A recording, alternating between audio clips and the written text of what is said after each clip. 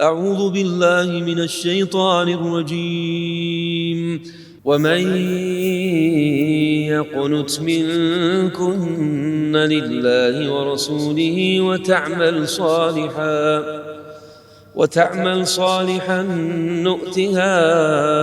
أجرها مرتين وأعتدنا لها رزقا كريما. يا نساء النبي لستن كأحد من النساء إن اتقيتن فلا تخضعن بالقول فيطمع الذي في قلبه مرض وقلن قولا معروفا وقرن في بيوتكن ولا تبرجن تبرج الجاهلية الأولى وأقمنا الصلاة وآتينا الزكاة وأطعنا الله ورسوله إنما يريد الله ليذهب عنكم الرجس أهل البيت ويطهركم تطهيرا. واذكرن ما يتلى في بيوتكن من آيات الله والحكمة إن الله كان لطيفا خبيرا. إن المسلمين والمسلمات والمؤمنين والمؤمنات والقانتين والقانتات والصادقين والصادقات والصابرين والصابرات والخاشعين والخاشعات والمتصدقين والمتصدقات والصائمين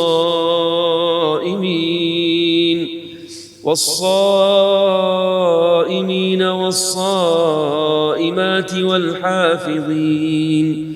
والحافظين فروجهم والحافظات والذاكرين الله كثيرا والذاكرات أعد الله لهم مغفرة وأجرا عظيما. وما كان لمؤمن ولا مؤمنة إذا قضى الله ورسوله أمرا أن يكون لهم الخيرة من أمرهم ومن يعص الله ورسوله فقد ضل ضلالا مبينا. وإذ تقول للذي أنعم الله عليه وأنعمت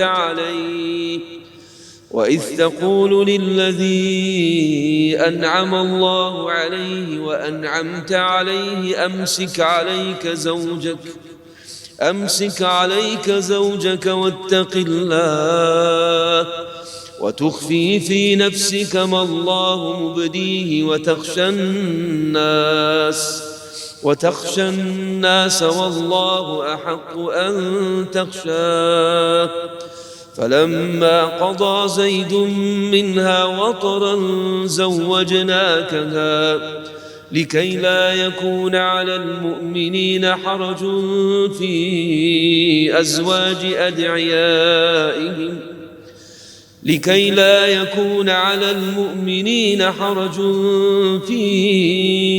أزواج أدعيائهم إذا قضوا منهن وطرا وكان أمر الله مفعولا. ما كان على النبي من حرج فيما فرض الله له سنة الله في الذين خلوا من قبل وكان أمر الله قدرا مقدورا.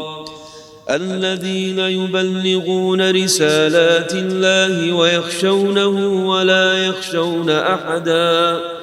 ولا يخشون أحدا إلا الله وكفى بالله حسيبا. ما كان محمد أبا أحد من رجالكم ولكن رسول الله وخاتم النبيين، وكان الله بكل شيء عليما. يا أيها الذين آمنوا اذكروا الله ذكرا كثيرا وسبحوه بكرة وأصيلا. هو الذي يصلي عليكم وملائكته ليخرجكم من الظلمات إلى النور، وكان بالمؤمنين رحيما. تحيتهم يوم يلقونه سلام، وأعد لهم أجرا كريما. يا أيها النبي إنا أرسلناك شاهدا ومبشرا ونذيرا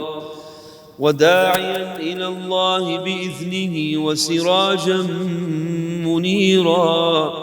وبشر المؤمنين بأن لهم من الله فضلا كبيرا. ولا تطع الكافرين والمنافقين ودع أذاهم وتوكل على الله، وكفى بالله وكيلا. يا أيها الذين آمنوا إذا نكحتم المؤمنات ثم طلقتموهن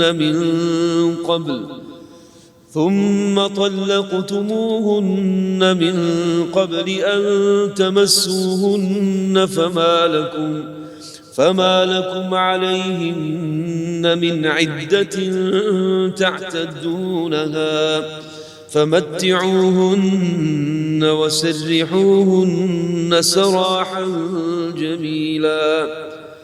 يا أيها النبي إنا أحللنا لك أزواجك اللاتي آتيت أجورهن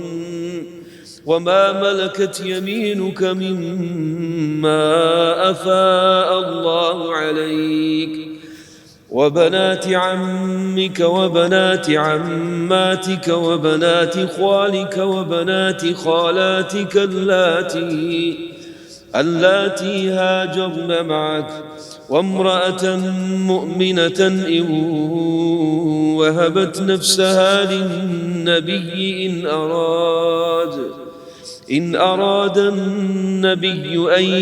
يستنكحها خالصة لك من دون المؤمنين. قد علمنا ما فرضنا عليهم في أزواجهم وما ملكت أيمانهم لكي لا يكون عليك حرج، وكان الله غفورا رحيما. ترجي من تشاء منهن وتؤوي إليك من تشاء،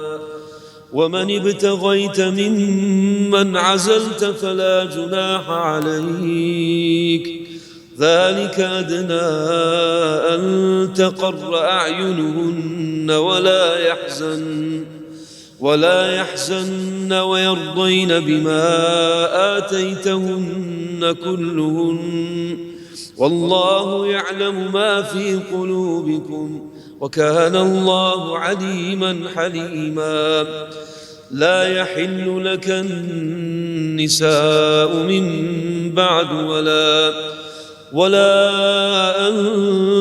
تبدل بهن من أزواج ولو أعجبك حسنهن إلا ما ملكت يمينك، وكان الله على كل شيء رقيبا. يا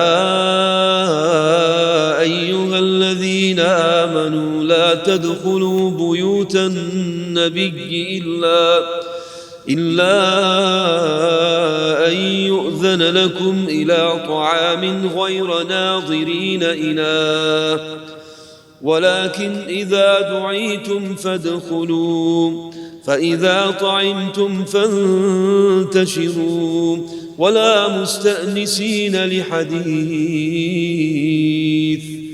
إن ذلكم كان يؤذي النبي فيستحيي منكم والله لا يستحيي من الحق وإذا سألتموهن متاعا فاسألوهن من وراء حجاب ذلكم أطهر لقلوبكم وقلوبهن وما كان لكم أن تؤذوا رسول الله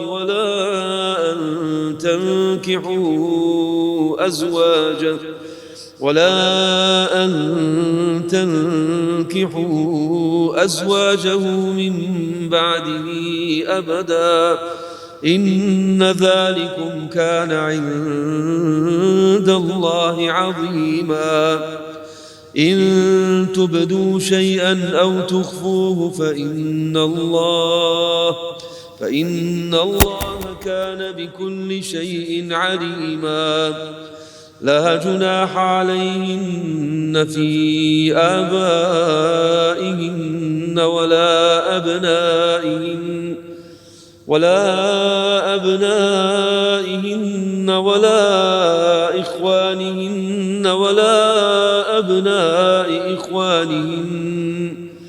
ولا أبناء إخوانهن ولا أبناء أخواتهن ولا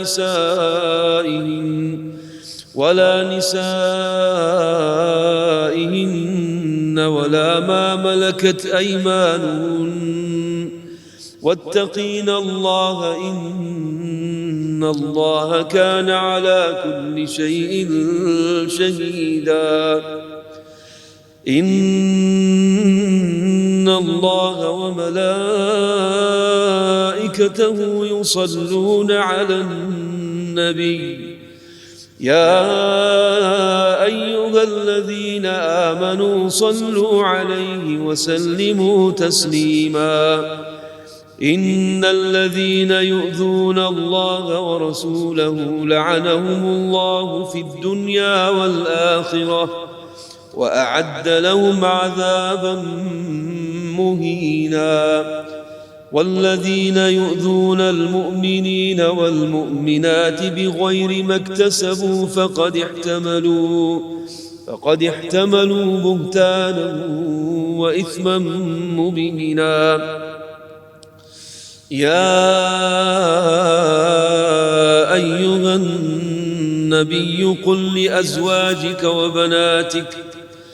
يا أيها النبي قل لأزواجك وبناتك ونساء المؤمنين يدنين عليهن من جلابيبهن ذلك أدنى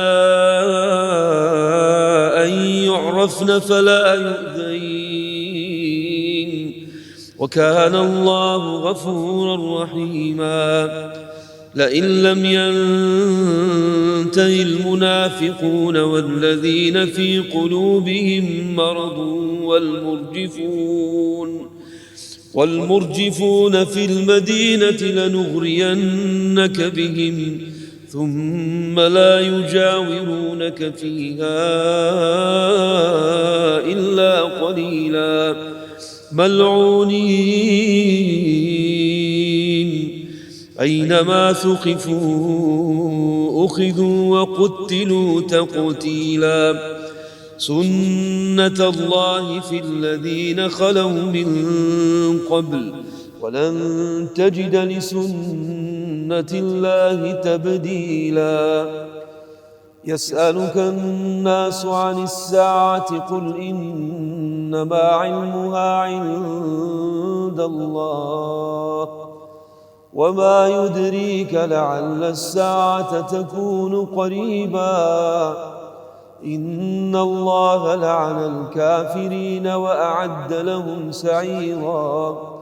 خالدين فيها أبدا لا يجدون وليا ولا نصيرا يوم تقلب وجوههم في النار يقولون يا ليتنا أطعنا الله وأطعنا الرسولا وقالوا ربنا إنا أطعنا سادتنا وكبراءنا فأضلونا السبيلا ربنا آتهم ضعفين من العذاب والعنهم لعنا كبيرا يا أيها الذين آمنوا لا تكونوا كالذين آذوا موسى فبرأه الله مما قالوا وكان عند الله وجيها يا أيها الذين آمنوا اتقوا الله وقولوا قولا سديدا يصلح لكم أعمالكم ويغفر لكم ذنوبكم ومن يطع الله ورسوله فقد فاز فوزا عظيما إنا عرضنا الأمانة على السماوات والأرض والجبال فأبين أن يحملنها وأشفقن منها وحملها الإنسان إنه كان ظلوما جهولا ليعذب الله المنافقين والمنافقات والمشركين والمشركات ويتوب الله على المؤمنين والمؤمنات وكان الله غفورا رحيما أعوذ بالله من الشيطان الرجيم بسم الله الرحمن الرحيم الحمد لله الذي له ما في السماوات وما في الأرض وله الحمد في الآخرة وهو الحكيم الخبير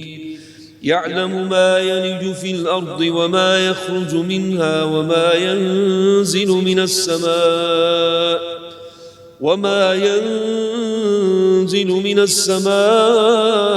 وما يعرج فيها وهو الرحيم الغفور وقال الذين كفروا لا تأتينا الساعة قل بلى وربي لتأتينكم عالم الغيب لا يعزب عنه مثقال ذرة في السماوات ولا في الأرض ولا أصغر من ذلك ولا أكبر إلا في كتاب مبين ليجزي الذين آمنوا وعملوا الصالحات أولئك لهم مغفرة ورزق كريم والذين سعوا في آياتنا معاجزين أولئك لهم عذاب من رجز أليم ويرى الذين أوتوا العلم الذي أنزل إليك من ربك هو الحق ويهدي إلى صراط العزيز الحميد وقال الذين كفروا هل ندلكم على رجل ينبئكم إذا مزقتم كل ممزق إنكم لفي خلق جديد أفترى على الله كذبا أم به جنة بل الذين لا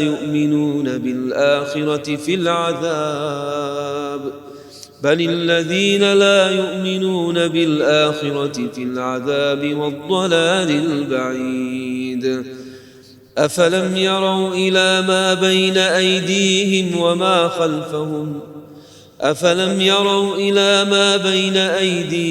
وما خلفهم من السماء والأرض إن نشأ نخسف بهم الأرض أو نسقط عليهم كسفا من السماء إن في ذلك لآية لكل عبد منيب. ولقد آتينا داود منا فضلا يا جبال أوبي معه والطير وألنا له الحديد أن اعمل سابغات وقدر في السرد واعملوا صالحا إني بما تعملون بصير. ولسليمان الريح غدوها شهر ورواحها شهر وأسلنا له عين القطر ومن الجن من يعمل بين يديه بإذن ربه ومن يزغ منهم عن أمرنا نذقه من عذاب السعير. يعملون له ما يشاء من محاريب وتماثيل وجفان كالجواب وقدور الراسيات. يعملوا آل داود شكرا وقليل من عبادي الشكور. فلما قضينا عليه الموت ما دلهم على موته إلا دابة الأرض تأكل من سأته فلما خر تبينت الجن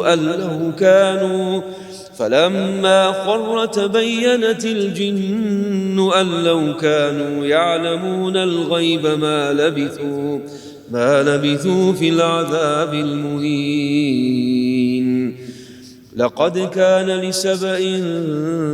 في مسكنهم آية جنتان عن يمين وشمال كلوا من رزق ربكم واشكروا له بلدة طيبة ورب غفور. فأعرضوا فأرسلنا عليهم سيل العرم وبدلناهم بجنتيهم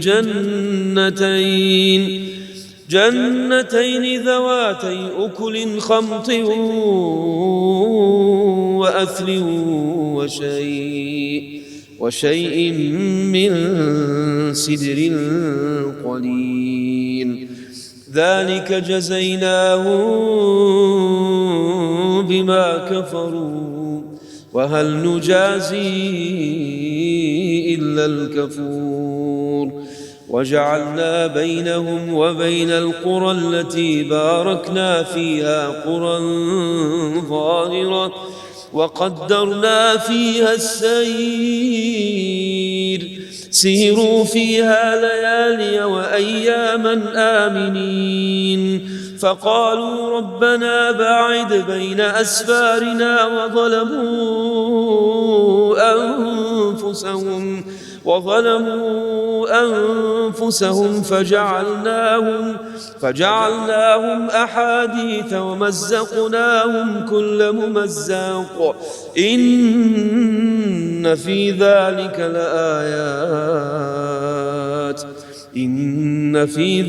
لآيات لكل صبار شكور. ولقد صدق عليهم إبليس ظنه فاتبعوه إلا فريقا من المؤمنين وما كان له عليهم من سلطان إلا لنعلم من يؤمن بالآخرة ممن هو منها في شك وربك على كل شيء حفيظ. قل ادعوا الذين زعمتم من دون الله لا يملكون مثقال ذرة في السماوات ولا في الأرض وما لهم فيهما من شرك وما له منهم من ظهير. ولا تنفع الشفاعة عنده إلا لمن أذن له حتى إذا فزع عن قلوبهم قالوا ماذا قال ربكم قالوا الحق وهو العلي الكبير. قل من يرزقكم من السماوات والأرض قل الله وإنا أو إياكم لعلى هدى أو في ضلال مبين. قل لا تسألون عما أجرمنا ولا نسأل عما تعملون. قل يجمع بيننا ربنا ثم يفتح بيننا بالحق وهو الفتاح العليم. قل أروني الذين ألحقتم به شركاء كلا بل هو الله العزيز الحكيم. وما أرسلناك إلا كافة للناس بشيرا ونذيرا ولكن أكثر الناس لا يعلمون. ويقولون متى هذا الوعد إن كنتم صادقين. قل لكم ميعاد يوم لا تستأخرون عنه ساعة قل لكم ميعاد يوم لا تستأخرون عنه ساعة ولا تستقدمون. وقال الذين كفروا لن نؤمن بهذا القرآن ولا بالذي بين يديه ولو ترى إذ الظالمون موقوفون عند ربهم يرجع بعضهم إلى بعض القول يقول الذين استضعفوا للذين استكبروا لولا أنتم لكنا مؤمنين. قال الذين استكبروا للذين استضعفوا أنحن صددناكم عن الهدى بعد إذ جاءكم بل كنتم مجرمين. وقال الذين استضعفوا للذين استكبروا بل مكر الليل والنهار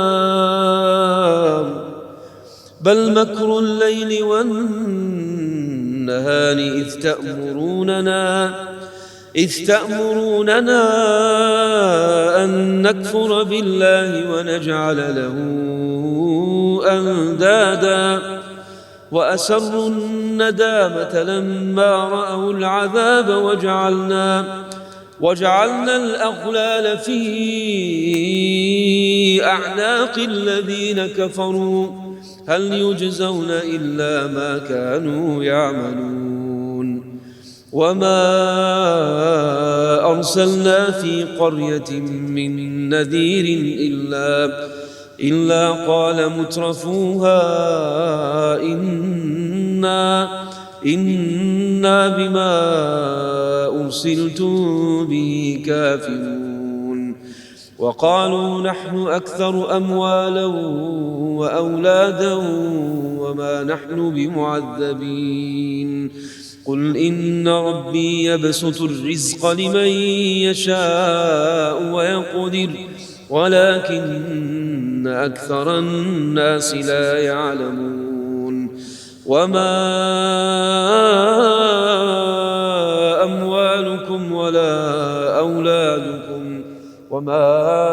أموالكم ولا أولادكم بالتي تقربكم عندنا زلفى إلا من آمن وعمل صالحا فأولئك لهم جزاء الضعف بما عملوا وهم في الغرفات آمنون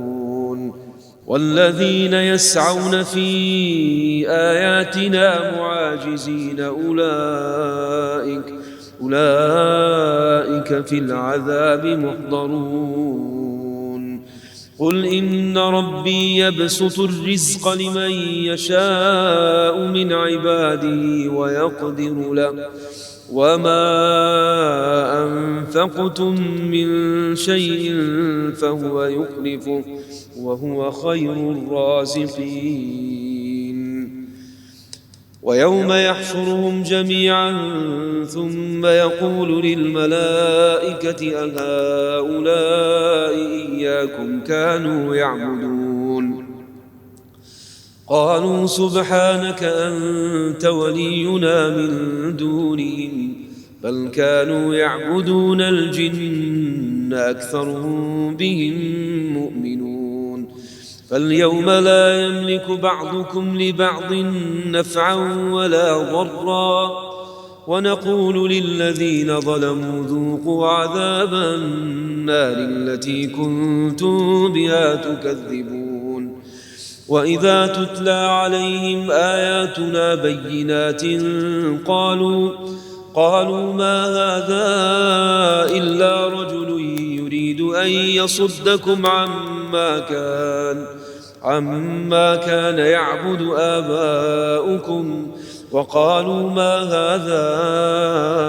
إلا إفك مفترى وقال الذين كفروا للحق لما جاءهم إن هذا إلا سحر مبين وما آتيناهم من كتب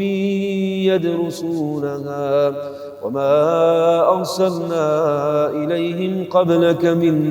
نذير وكذب الذين من قبلهم وما بلغوا معشار ما آتيناهم فكذبوا رسلي فكيف كان نكير قل إنما أعظكم بواحدة أن تقوموا لله مثنى وفرادا ثم تتفكروا ما بصاحبكم من جنة إن هو إلا نذير لكم بين يدي عذاب شديد قل ما سألتكم من أجر فهو لكم إن أجري إلا على الله وهو على كل شيء شهيد قل إن ربي يقذف بالحق علام الغيوب قل جاء الحق وما يبدئ الباطل وما يعيد قل إن ضللت فإنما أضل على نفسي وإن اهتديت فبما يوحي إلي ربي إنه سميع قريب ولو ترى إذ فزعوا فلا فوت وأخذوا من مكان قريب وقالوا آمنا به وأنى لهم التناوش من مكان بعيد وقد كفروا به من قبل ويقذفون بالغيب من مكان بعيد وحيل بينهم وبين ما يشتهون كما فعل بأشياعهم من قبل إنهم كانوا في شك مريب. بسم الله الرحمن الرحيم. الحمد لله فاطر السماوات والأرض جاعل الملائكة رسلا أولي أجنحة مثنى وثلاث ورباع يزيد في الخلق ما يشاء إن الله على كل شيء قدير. ما يفتح الله للناس من رحمة فلا ممسك لها وما يمسك فلا مرسل له من بعده وهو العزيز الحكيم. يا أيها الناس اذكروا نعمة الله عليكم هل من خالق غير الله يرزقكم من السماء والأرض لا إله إلا هو فأنى تؤفكون. وإن يكذبوك فقد كذبت رسل من قبلك وإلى الله ترجع الأمور. يا أيها الناس إن وعد الله حق فلا تغرنكم الحياة الدنيا ولا يغرنكم بالله الغرور.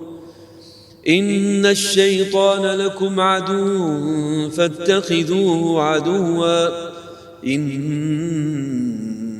يدعو حزبه ليكونوا من أصحاب السعير. الذين كفروا لهم عذاب شديد والذين آمنوا وعملوا الصالحات لهم مغفرة وأجر كبير.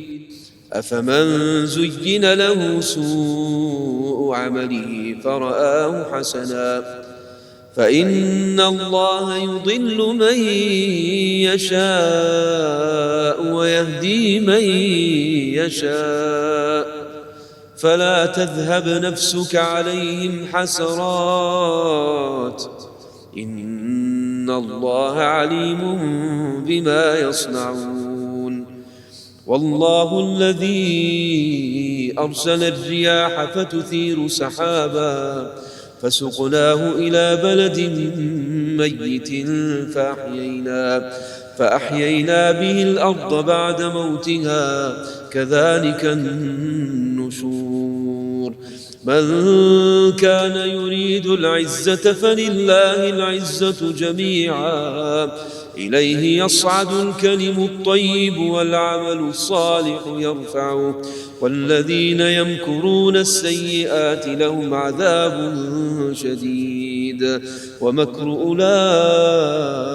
هو يبور. والله خلقكم من تراب ثم من نطفة ثم جعلكم أزواجا وما تحمل من أنثى ولا تضع إلا بعلمه وما يعمر من معمر ولا ينقص من عمره إلا في كتاب إن ذلك على الله يسير. وما يستوي البحران هذا عذب فرات سائغ شرابه وهذا ملح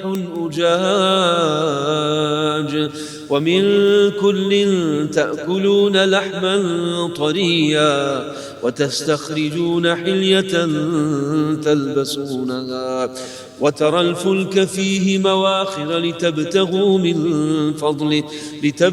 من فضله ولعلكم تشكرون. يولج الليل في النهار ويولج النهار في الليل وسخر الشمس والقمر كل يجري لأجل مسمى ذلكم الله ربكم له الملك والذين تدعون من دونه ما يملكون من قطمير إن تدعوهم لا يسمعوا دعاءكم ولو سمعوا ما استجابوا لكم ويوم القيامة يكفرون بشرككم ولا ينبئك مثل خبير يا أيها الناس أنتم الفقراء إلى الله والله هو الغني الحميد إن يشأ يذهبكم ويأتي بخلق جديد وما ذلك على الله بعزيز ولا تزر وازرة وزر أخرى وإن تدع مثقلة إلى حملها لا يحمل منه شيء ولو كان ذا قربى إنما تنذر الذين يخشون ربهم بالغيب وأقاموا الصلاة ومن تزكى فإنما يتزكى لنفسه وإلى الله المصير وما يستوي الأعمى والبصير ولا الظلمات ولا النور ولا الظل ولا الحرور وما يستوي الأحياء ولا الأموات إن الله يسمع من يشاء وما أنت بمسمع من في القبور إن أنت إلا نذير إنا أرسلناك بالحق بشيرا ونذيرا وإن من أمة إلا خلا فيها نذير وإن يكذبوك فقد كذب الذين من قبلهم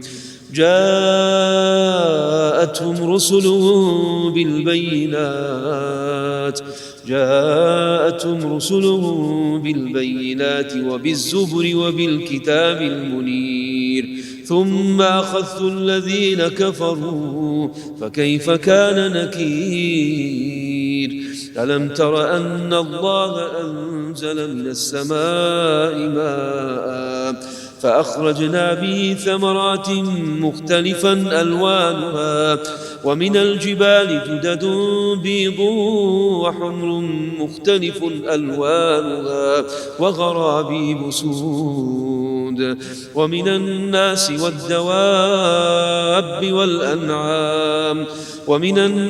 والدواب والأنعام مختلف ألوانه كذلك إنما يخشى الله من عباده العلماء إن الله عزيز غفور إن الذين يتلون كتاب الله وأقاموا الصلاة وأنفقوا مما رزقناهم سرا وعلانية يرجون تجارة لن تبور ليوفيهم أجورهم ويزيدهم من فضله إنه غفور شكور والذي أوحينا إليك من الكتاب هو الحق مصدقا لما بين يديه إن الله بعباده لخبير بصير ثم أورثنا الكتاب الذين اصطفينا من عبادنا فمنهم ظالم لنفسه ومنهم مقتصد ومنهم سابق بالخيرات بإذن الله ذلك هو الفضل الكبير جنات عدن يدخلونها يحلون فيها من أساور من ذهب ولؤلؤا ولباسهم فيها حرير وقالوا الحمد لله الذي أذهب عنا الحزن إن ربنا لغفور شكور الذي أحلنا دار المقامة من فضله لا يمسنا فيها نصب ولا يمسنا فيها لغوب والذين كفروا لهم نار جهنم لا يقضى عليهم فيموتوا ولا يخفف عنهم من عذابها كذلك نجزي كل كفور وهم يصطرخون فيها ربنا أخرجنا نعمل صالحا غير الذي كنا نعمل أولم نعمركم ما يتذكر فيه من تذكر وجاءكم النذير فذوقوا فما للظالمين من نصير إن الله عالم غيب السماوات والأرض إنه عليم بذات الصدور هو الذي جعلكم خلائف في الأرض فمن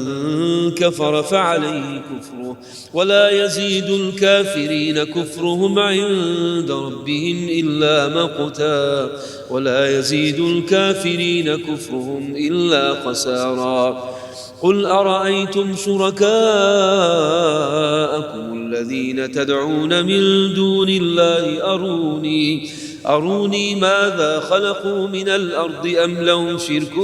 في السماوات أم آتيناهم كتابا فهم على بينة منه بل إن يعد الظالمون بعضهم بعضا إلا غرورا إن الله يمسك السماوات والأرض أن تزولا ولئن زالتا إن أمسكهما من أحد من بعده إنه كان حليما غفورا وأقسموا بالله جهد أيمانهم لئن جاءهم نذير ليكونن أهدى من إحدى الأمم فلما جاءهم نذير ما زادهم إلا نفورا استكبارا في الأرض ومكر السيء ولا يحيق المكر السيء إلا بأهله فهل ينظرون إلا سنة الأولين فلن تجد لسنة الله تبديلا ولن تجد لسنة الله تحويلا أولم يسيروا في الأرض فينظروا كيف كان عاقبة الذين من قبلهم وكانوا أشد منهم قوة وما كان الله ليعجزه من شيء في السماوات ولا في الأرض إنه كان عليما قديرا ولو يؤاخذ الله الناس بما كسبوا ما ترك على ظهرها من دابة ولكن يؤخرهم إلى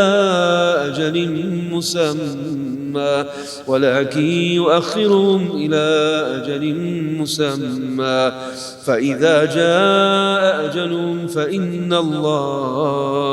فإن الله كان بعباده بصيرا بسم الله الرحمن الرحيم ياسين والقرآن الحكيم إنك لمن المرسلين على صراط مستقيم تنزيل العزيز الرحيم لتنذر قوما ما أنذر آباؤهم فهم غافلون لقد حق القول على أكثرهم فهم لا يؤمنون إنا جعلنا في أعناقهم أغلالا فهي إلى الأذقان فهم مقمحون وجعلنا من بين أيديهم سدا ومن خلفهم سدا فأغشيناهم فهم لا يبصرون وسواء عليهم أأنذرتهم أم لم تنذرهم لا يؤمنون إنما تنذر من اتبع الذكر وخشي الرحمن بالغيب فبشره بمغفرة وأجر كريم إنا نحن نحيي الموتى ونكتب ما قدموا وآثارهم وكل شيء أحصيناه في إمام مبين واضرب لهم مثلا أصحاب القرية إذ جاءها المرسلون إذ أرسلنا إليهم اثنين فكذبوهما فعززنا بثالث فقالوا إنا إليكم مرسلون قالوا ما أنتم إلا بشر مثلنا وما أنزل الرحمن من شيء إن أنتم إلا تكذبون قالوا ربنا يعلم إنا إليكم لمرسلون وما علينا إلا البلاغ المبين قالوا إنا تطيرنا بكم لئن لم تنتهوا لنرجمنكم وليمسنكم منا عذاب أليم قالوا طائركم معكم أئن ذكرتم بل أنتم قوم مسرفون وجاء من أقصى المدينة رجل يسعى قال يا قوم اتبعوا المرسلين اتبعوا من لا يسألكم أجرا وهم مهتدون وما لي لا أعبد الذي فطرني وإليه ترجعون أتخذ من دوني آلهة إن يردني الرحمن بضر لا تغن عني شفاعتهم شيئا ولا ينقذون إني إذا لفي ضلال مبين إني آمنت بربكم فاسمعون قيل ادخل الجنة قال يا ليت قومي يعلمون بما غفر لي ربي وجعلني من المكرمين